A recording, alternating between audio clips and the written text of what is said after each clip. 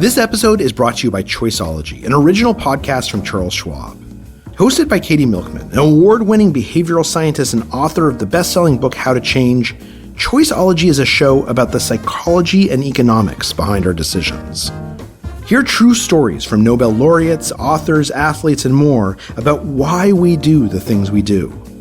Listen to Choiceology at schwab.com/podcast or wherever you listen. This episode is brought to you by Choiceology, an original podcast from Charles Schwab. Hosted by Katie Milkman, an award-winning behavioral scientist and author of the best-selling book How to Change, Choiceology is a show about the psychology and economics behind our decisions. Hear true stories from Nobel laureates, authors, athletes, and more about why we do the things we do. Listen to Choiceology at schwab.com/podcast or wherever you listen. In the past, I would used to cry a lot when I couldn't get to sleep, just because I think we all know the importance of sleep and how much that affects every single part of our lives, right? Welcome to How To. I'm Carvel Wallace. If there's one thing we know, it's that sleep is important. Ever since we were little kids, we've had it drilled into us that you need 8 hours of sleep every night. But the reality of adulthood is that that's not really how it works. In fact, 1/3 of the U.S. population gets less than the recommended amount of sleep. We're busy with jobs and obligations and family. We stay up late binging shows, infinitely scrolling. When I was in college, we treated lack of sleep and being overworked to the point of exhaustion like it was a badge of honor, a sign that you were being productive. To prioritize sleep means to deprioritize productivity. And that's simply not how we collectively operate. But some of us are trying to get there, and it's really frustrating when we can't. Hi, my name is Vanessa, and I am a radio host and an entrepreneur. And a fun fact about me, I am currently obsessed with stand-up comedy and performing. Oh, great. I can't wait for you to try some of your material here on the podcast. Okay, so can you tell us the background of the story? Why did you write into How To? Yeah, so I wrote into How To because a lot of the past episodes have helped me a lot. I've taken many notes on your past episodes, and I struggled with sleep for a very long time. I've just always been a really light sleeper, and I don't know, it just brings on so much anxiety sometimes and stress. So what does that look like? Is it like you go to sleep and then you wake up in the middle of the night and you're up? Is it that you can't go to sleep at all? Is it that you sort of are up and down all night? What does that look like? When I'm on my own or when my partner is with me?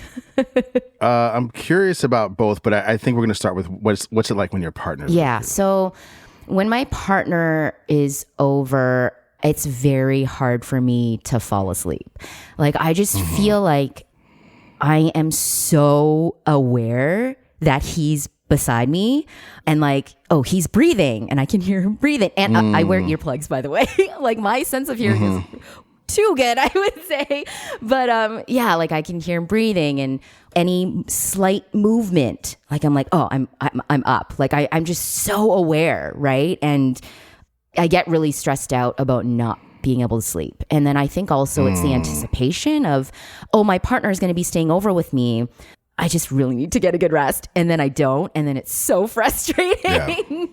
Yeah. Yeah. And then that's when I sometimes end up moving to my couch, where I know I can at least get a good couple hours of shut-eye before I have to get up and go to work and stuff. While the couch is a trusty refuge, it's obviously not what most people or their backs prefer night after night. So over the years, Vanessa has found a few tools to help her get the rest she needs.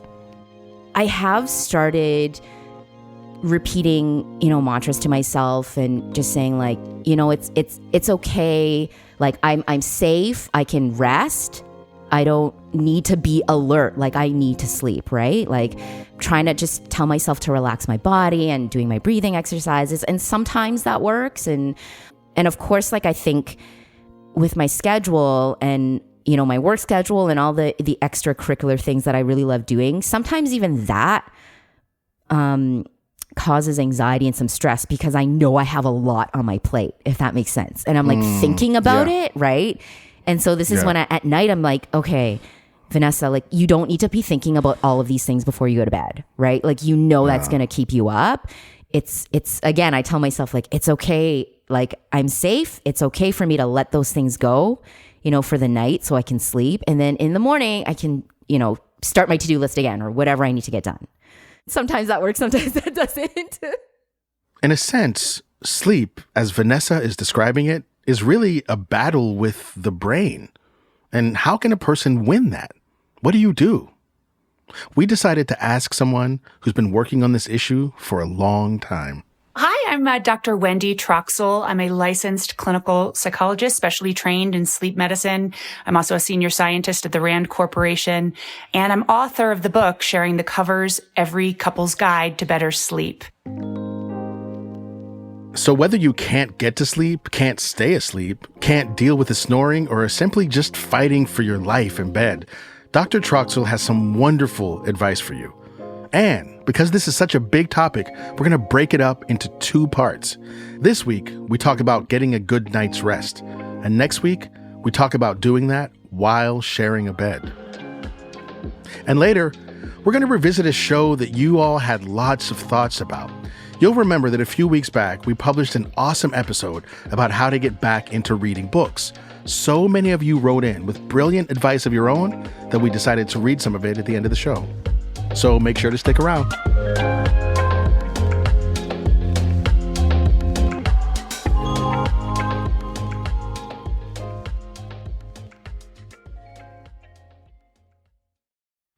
This episode is brought to you by Choiceology, an original podcast from Charles Schwab. Choiceology is a show all about the psychology and economics behind our decisions. Each episode shares the latest research in behavioral science and dives into questions like, can we learn to make smarter decisions? Or what is the power of negative thinking? The show is hosted by Katie Milkman. She's an award-winning behavioral scientist, professor at the Wharton School, and author of the best-selling book, How to Change. In each episode, Katie talks to authors, athletes, Nobel laureates, and more about why we make irrational choices and how we can make better ones. Choiceology is out now. Listen and subscribe at schwab.com/podcast or find it wherever you listen. At the end of your first year, Discover credit cards automatically double all the cash back you've earned. That's right. Everything you've earned doubled. All the cash back from eating at your favorite soup dumpling restaurant doubled. All the cash back from that trip where you sort of learned how to snowboard also doubled.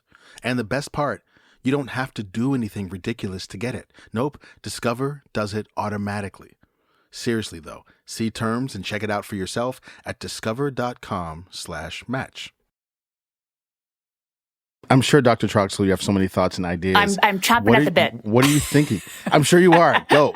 You're released. Oh my God, there's so much like rich information in there. I feel like I've got like a public service announcement. Plus, I just want to dive deep into your story, Vanessa. So like, let me contain my enthusiasm here. First of all, what you described does sound like you have a history of insomnia. Insomnia being the most common clinical sleep disorder, characterized by difficulty falling asleep or difficulty staying asleep, or just poor quality, non-refreshing sleep. It can be characterized as tired but wired, or when your brain just won't shut off. Nearly 40% of the population will experience symptoms of insomnia at some point in their life, whereas 10% of people have the more chronic symptoms. That is most nights of the week and for several months or more. And based on what you've described, it sounds like you've struggled at some level with insomnia for quite some time, even before your partner entered the picture. Mm-hmm. It helps that Vanessa has been paying attention to her sleep history and patterns. And honestly, if you're having trouble sleeping, you might want to take stock of where you're at. That means collecting data through a sleep journal, figuring out how you feel about your current sleep needs and if they're being met, even evaluating what you've already tried. Yeah, so I have tried melatonin. I stopped taking that just because I'm trying not to depend depend on external substances, even though it's a natural hormone, right, that our bodies produce. I'm like, okay, if I don't have to take anything, I'm going to try not to. And I've like off and on tried CBD oil, and I've journaled like what my experience was like with that. And yes, it makes me tired, and I'm not sure if my sleep is great or if I feel rested. And I don't know if it's because of the CBD oil or because of other things like anxiety and stress. I think it's very wise of you to be cautious about using any sort of medication to treat the sleep problem. Melatonin has not been shown to be effective at all in treating insomnia for most adults. So, despite the fact that it is maybe natural, just because something is natural does not mean it's safe. And if it's not particularly helpful, then why bother taking it, especially when there's other strategies that might be more effective? Because the evidence shows that the most effective treatment for insomnia is actually a behavioral one, not a medication. Dr. Troxel recommends behavioral therapy because often insomnia is a problem with behavioral rather than chemical roots. Like Vanessa, many people with insomnia experience these chronic, ruminative, worrisome thoughts. And here's the diabolical part. The more you think about the thoughts, the harder it is to stop them. Which is why learning how unproductive thoughts, feelings, and behaviors interact with each other can help with insomnia. When we think about behaviors and strategies that support healthy sleep, at a sort of foundational level, you want to optimize your sleeping environment to, optimize the likelihood of getting a good night's sleep. And that really starts with a room that is quiet, dark, comfortable, and gives you the feeling of having a safe haven. Again, we get back to this notion of feeling safe and secure being so critically important to be able to fall into deep, good quality sleep. So things that characterize a safe haven mean, keeping your room tidy, trying to avoid reminders of your day and your work and your, otherwise stressful lives. So keeping, your computer out of the room, trying to keep, loads of dirty laundry out of your room. These are ways to, again, signal to the brain, this is my haven. It's something I want to sort of envelop myself in and fall into this deep, restful state of sleep. Since a lot of what keeps us awake is anxiety, the antidote is whatever helps create a feeling of serenity. A clean room, distance from bills and reminders of stress. But there are a few more practical, physical things that can help. Number one, if you can, invest in a good mattress and good sheets. It may not be as much of an extravagance as it seems. After all, you're going to spend a third of your life sleeping. You may as well be comfortable. And if movement is an issue, pick something like a memory foam that minimizes displacement. Secondly, keep your bedroom cool. The chilly temperature nudges your body into deep sleep. And lastly, don't be afraid of the dark. My sleep hygiene is really important to me, right? Like what I need to do before I go to bed. That's interesting to me. I'm thinking a lot about sleep hygiene right now because I have recently become a person who falls asleep with the TV on, which I used to never do, and I actually hated it. I grew up with like a family that did that. Everyone always was falling asleep on the couch, TV on, blaring news, Christian programs, whatever. It used to drive me crazy. I had a partner who used to watch like the most absurd, like horrible, murder reality shows as we were dozing off, and it drove me crazy. But she was like, "I can't sleep unless I'm sorry, this is what it has to be." And so I found a way to deal with it. And now I've turned into someone who watches like whatever dumb show until I fall asleep. And I'm like curious about how it is that on the one hand, we have all this like hygiene stuff that we need, but there are a bunch of people who can't fall asleep unless they have background noise, a TV show, The Office, like the radio on. Is that something a habit you should be trying to rid yourself of? Well, I think here's where we don't want to be overly prescriptive about most anything. There's definitely some clear don'ts when it comes to sleep, but, we are individuals. And, again, just as there's not one sleeping strategy that's going to work for all couples, there's also, some individual differences in what's going to optimize your sleep environment. And it is true that for some people, just the dead quiet of the night actually can get them sort of in their head too much. And so having some sort of external background noise Personally, I recommend something like white noise, which is a more constant decibel level, less likely to interrupt sleep if like the volume changes, as could happen with regular TV programming. Some people do benefit from having that sort of distracting background noise, as, it sort of lulls them into sleep. So I'm kind of the mindset that, yes, we have sort of these general practices known as sleep hygiene. By the way, I hate that term. It seems like dirty or something. Why do you hate it? Is it because it feels judgmental or somehow?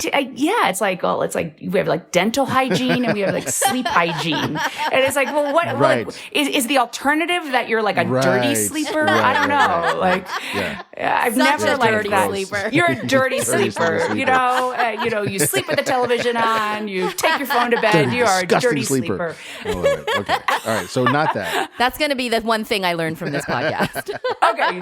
You're not a dirty sleeper.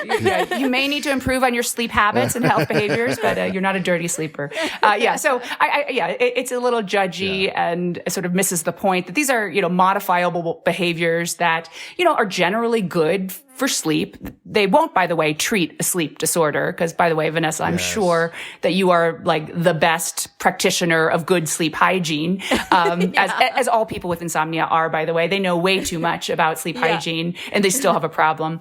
They're general strategies that can be foundational, but they don't cure a problem. And there's individual differences. And if you don't have a problem with sleep, well, then guess what? You get to have a little bit more freedom with your behaviors. So here's our next recommendation. If you are doing all the basics and they're still not working, it might be time to see a sleep professional. But let's not go there yet. We still have so much to learn about why sleep functions the way it does, about the gendered aspect of sleep troubles, and we'll also start diving into the sticky topic of partner tensions. Plus, don't forget to hang around and hear your fellow listeners' book recommendations at the end of the show. Stay with us if you're still awake.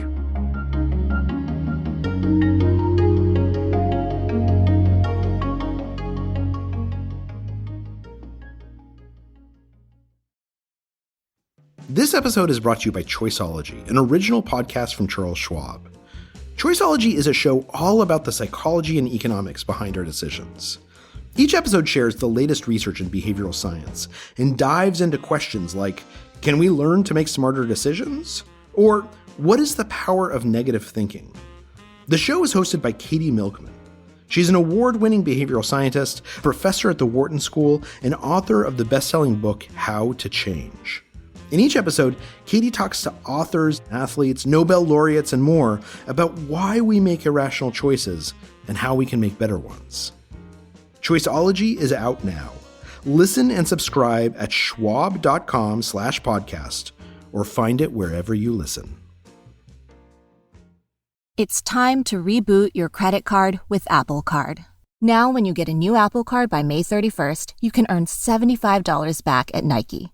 Just spend $75 or more on qualifying purchases at Nike using Apple Card with Apple Pay within your first 30 days.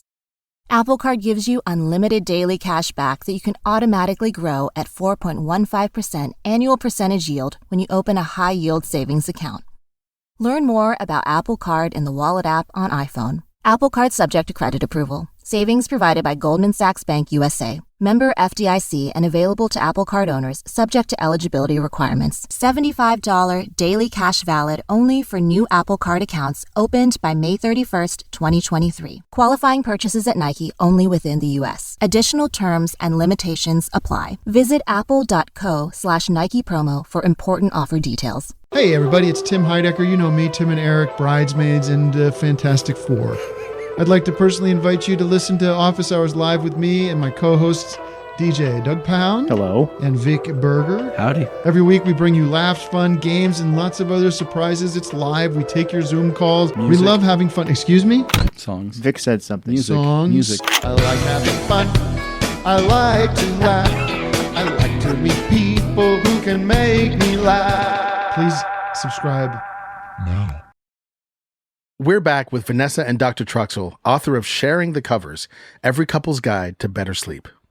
I want to touch on what you talked about so beautifully about sort of the core issue with your trouble sleeping, which is this tendency to be vigilant at night, which has been somewhat exacerbated in any new environment, whether that new environment be traveling or with sleeping with your partner.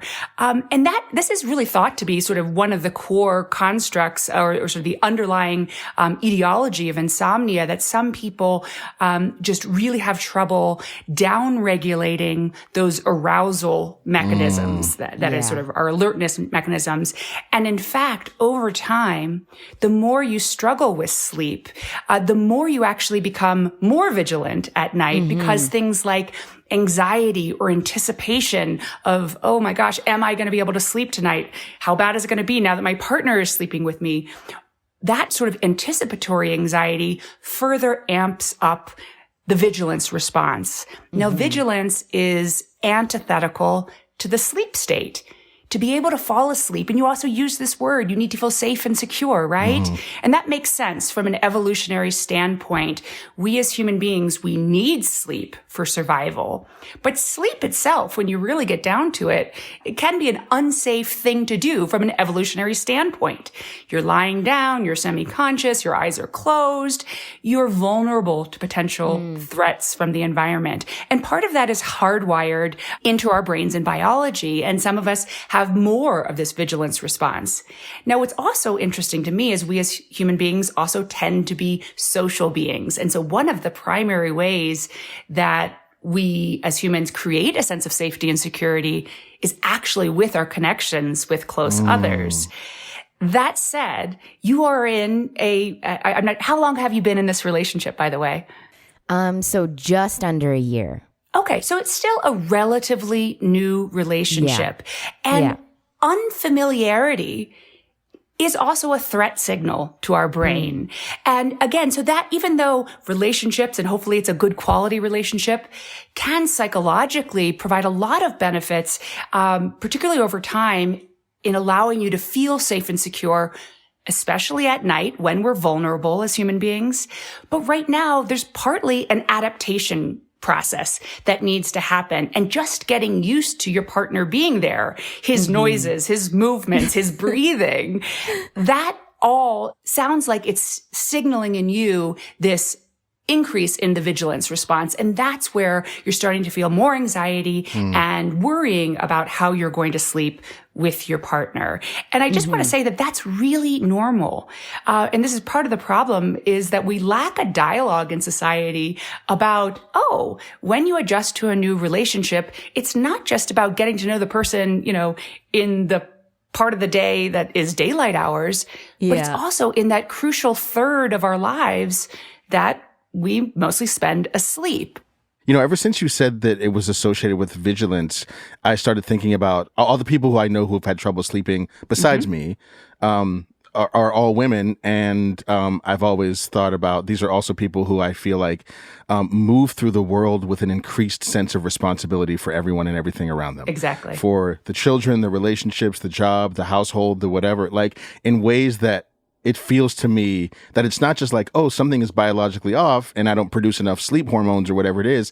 It's that I am constantly in vigilance in the way that I engage with the world. And that really, I sort of move through the day navigating that. But when everything gets quiet, that's when I'm overwhelmed by that. And so it feels to me like a gendered issue. And I wonder, Dr. Troxel, if that's something that you experience or see that way as well. Absolutely. And there's really some actually very fascinating neuroscience work showing exactly what many, many women will tell you, which is that even while asleep, women's brains show signs of being awake. And it's that very concept, in part because of traditional caregiving responsibilities, and that women just sort of, either, because of, social norms or because of biology, that remains to be determined, just tend to be the caregivers and are sort of responsible for, everyone around them, that this pervades the night as well. So women's brains, also manifest that even while asleep,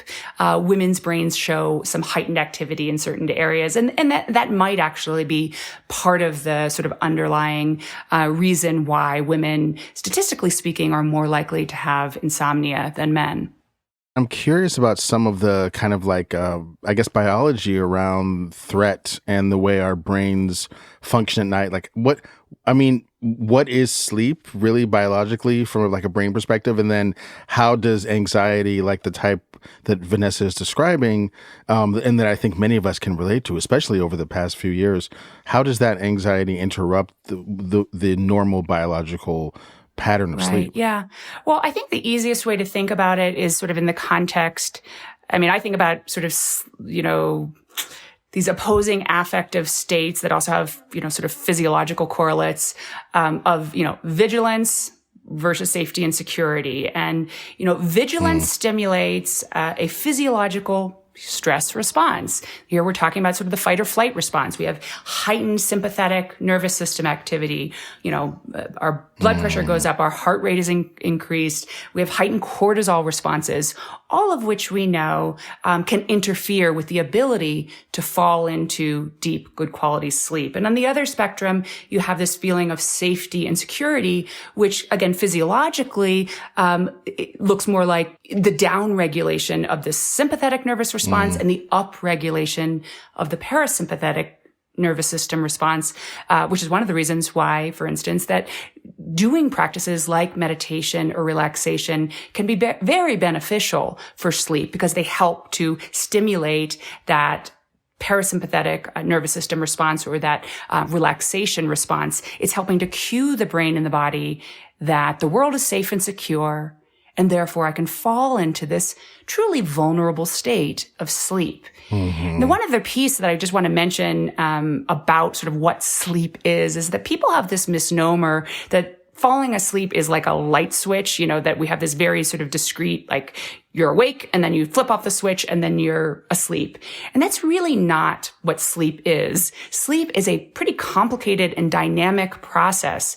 And to be able to fall asleep, our body really needs to sort of descend into it. And so the more you can kind of give your body and your brain cues of, predictability, because that, shows that, the world is, safe and secure. That can also sort of downregulate that sympathetic nervous system response. The more that you can sort of create positive mood and affect and, relaxation feelings, that's also really good to sort of stimulate this process of unwinding and, descending into sleep, as opposed to this idea that like we go into sleep and it's lights off and our brain just sort of like flips the switch. It really is a process. And some people, particularly those like Vanessa who struggle with insomnia, your brains may just, and the research is still coming out on this, exactly how insomnia looks in the brain. But there is evidence that this sort of hyperarousal response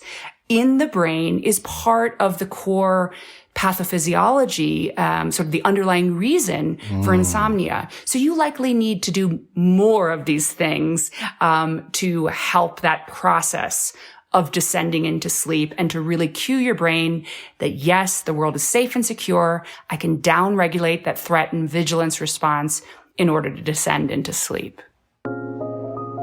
So it turns out that creating chillness in the bedroom isn't just for good vibes. It actually serves a medical purpose for sleep. It helps calm or down-regulate the nervous system. This can be absolutely key to helping your brain feel comfortable taking you into the peaceful and vulnerable state of sleep.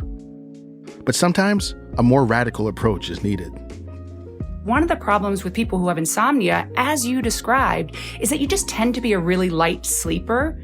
So it may not be that your partner is, a particularly aggressively thrashing around or a loud snorer. It just might be that you're a human being who happens to be sensitive to every slight noise or movement, right? Yeah.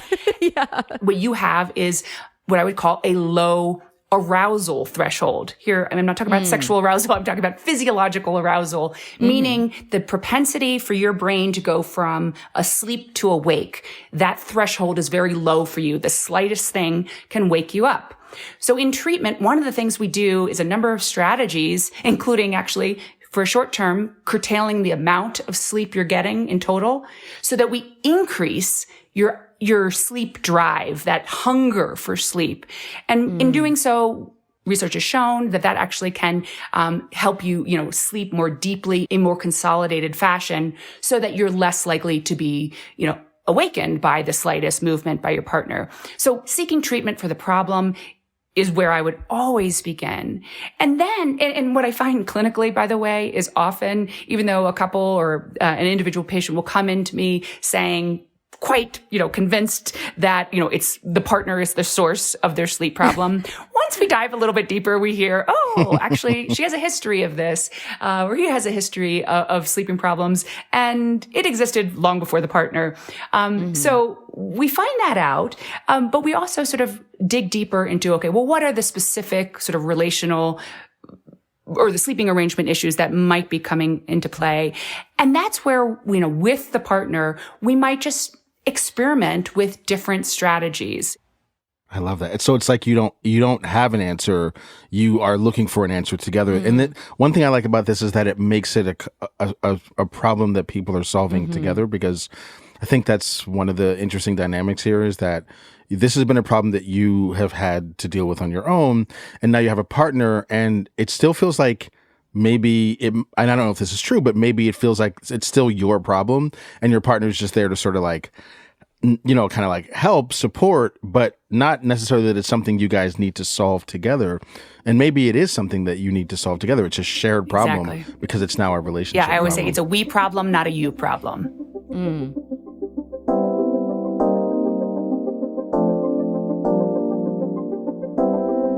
So next week, let's make it a we problem. We're going to talk about how to share a bed better and why we love to do it, even though countless studies show that we sleep better alone. Then, we're going to dive into the surprising history of co-sleeping, learn how to be a better bed companion, and how and when to navigate the dreaded sleep divorce. Be sure to tune in. But, as promised, before we get out of here, a few weeks back, we ran an episode about reading. You'll recall our listener Kate stopped reading books in 2016 after the loss of a child. She's been trying a bunch of things to fall back in love with reading, but at the end of the episode, she asked if our listeners had any other ideas. And boy, did you ever.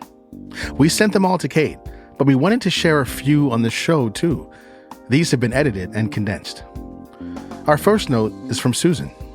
I'm very much like the questioner in that I'm truly too empathetic and I don't want really bad things to happen to the characters I like or admire.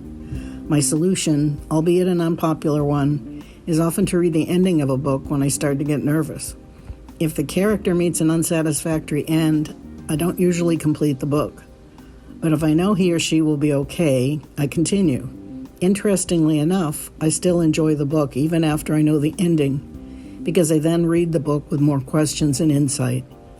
I see what kind of choices the characters make that will then lead them to the ultimate end of the book. While taking away the suspense, which I can't stomach, it actually adds another level of complexity to my reading enjoyment. One book I'd recommend is Dear Mrs. Bird by A.J. Pierce. I love that. I love that because I think there's such a big deal made out of like not spoiling endings, but I find too that I can enjoy a book the same amount even if I know where it ends. It's just a matter of how it gets there. So thanks, Susan, for that. We also had some great tips like easing into the 15 minutes a day, but allowing yourself to do just one page a day. That really helped Jacqueline. Linda recommended joining Goodreads to track what you read and what you may want to read. Browsing the local library and using the Libby app, which has both digital and audiobooks for free. Plus, you'll have books at your fingertips when you're on the go. We also got a lovely note from Erica, a librarian. An interesting thing she recommended was bathing in the joy of others. Her goal of listening to someone gush about a book isn't to love the book herself. It's just to witness the excitement. And if it's infectious, well then, that's good too. She also says it's helpful to know your genres and to remember you actually do have armies of librarians who, as we established, are some of the best people on the planet. And finally, we have a familiar voice. She was a listener on our episode about loving your face.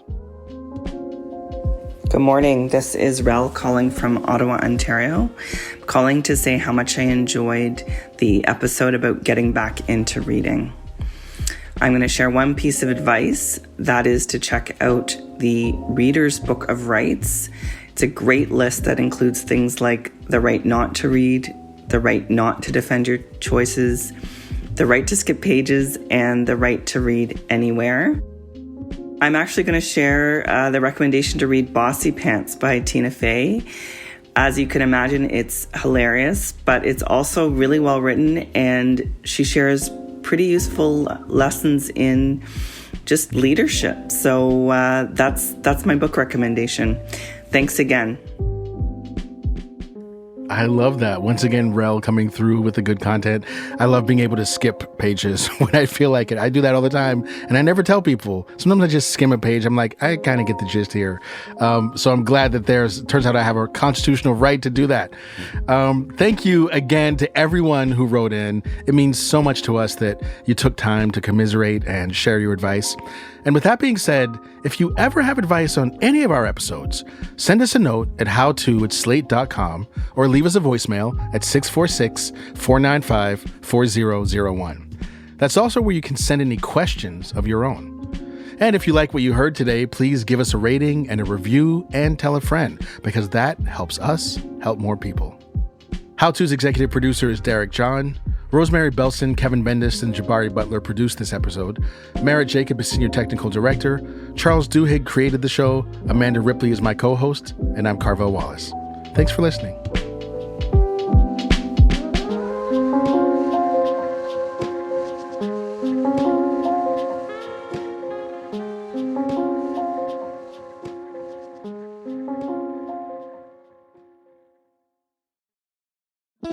Macy's is committed to supporting college access and better student outcomes. Throughout May, join Macy's in celebrating Asian American and Pacific Islander AAPI Heritage Month by supporting APIA Scholars, whose mission is to equip AAPI young adults with the resources they need to succeed in higher education and beyond. Just round up your next in-store purchase or donate online to APIA Scholars. Shop AAPI-owned products and learn more at macys.com/purpose.